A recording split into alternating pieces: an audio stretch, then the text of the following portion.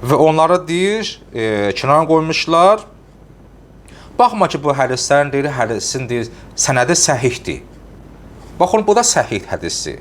Bu da səhih hədisdir. Bir-birinə uyğun gəlmir. Məsələn, biri deyir, belə elə, biri deyir, elə elə. Bu da etibarı hədis, bu da etibarı hədis. Axı, bu bizdə necə qəbul edilir? Biz oxumuşuq əhkam dərsi yazıcısa ki, hansı daha etibarlıdır, hansının ravisi etibarlıdır, bütün standartlar hamısı yerində olsa necə? Məsələn, müəyyən cəhətlərdən birinin üstünlüyü varsa, o qəbul edirdik. İndi bəzən də gəlir ki, bütün standart ikisindən eynidir. Ravisi, hədisi, imanı, elmi, bunlara seyid var. Nə eyni uyğundur. Onu da neyləyək? Hər hansı bir cəhətdən də birinin üstünlüyü balaca olsa, o qəbul edirdi. Məsələn, məşhurluğu, orada seyid var, imamın dövründə yaşayan bir ravi var və s. Deyib, bəzən bütün kateqoriyalar bunlar üzə gəlir, fərqli hədisdir, amma bütün cəhətlər eynidir. Deyir, hansını qəbul edir? Bu həmin sual verir. Və desək ki, hər ikisini qəbul edir, yaxud bu cümlənin sübutu haradır? Harada yazıb ki, hər ikisini qəbul edir? Görürsən, kişilər baş sındırırlar həqiqətən də. Harada yazıb ki, hər ikisini qəbul edir? Hansı fakta əsasən? İmam elə bir cümlə deyib və ya onu alim deyirsə, hansı fakta əsasən deyir onu ki, hər ikisini qəbul edir? Və yaxud da, məsələn, hansını istəsən qəbul edir? Yəni, buraxır mən ixtiyarıma. Hansı fakta əsasən mən ixtiyarıma buraxırsa onu? Bunun sübutu haradır? Bəhrani bir qəşəng söz deyir, çox maraqlı söz deyir. Mən hətta bunu oxuyanda mənə gəlmiş dərin maraqlı ki, necə?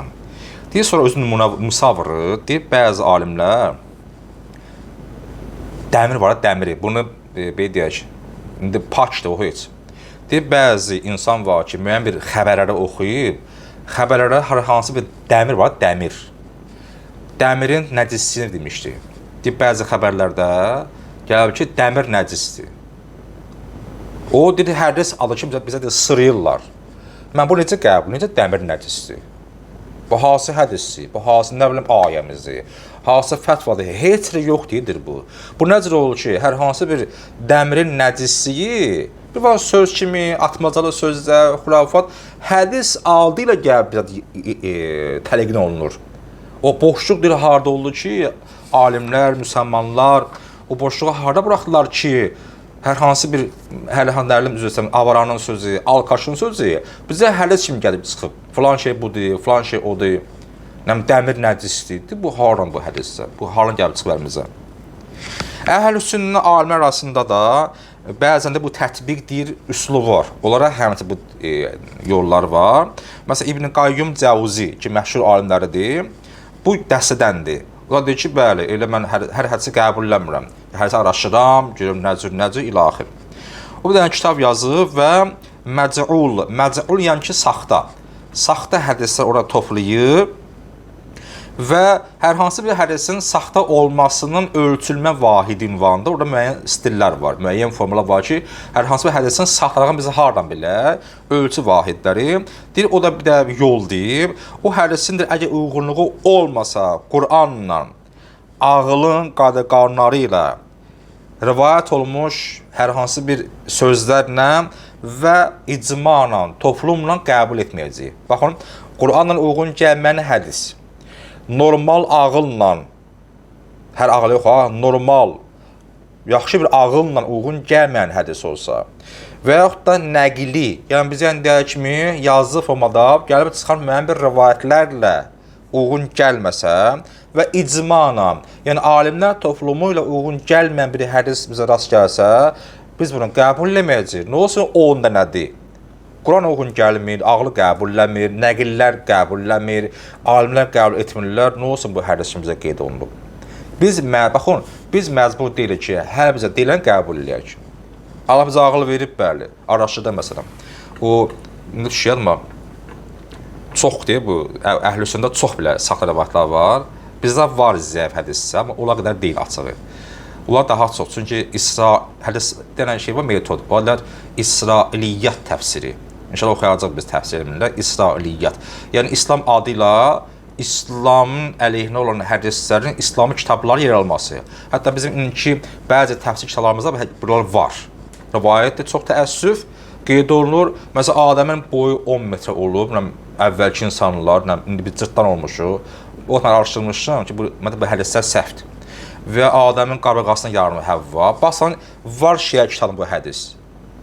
Öz ayənin təfsirində bunu alim qeyd edir ki, bu hədisə əsasən, məsələn, nəsi belə artıb, qabırğa deyir, qabırğa nədir?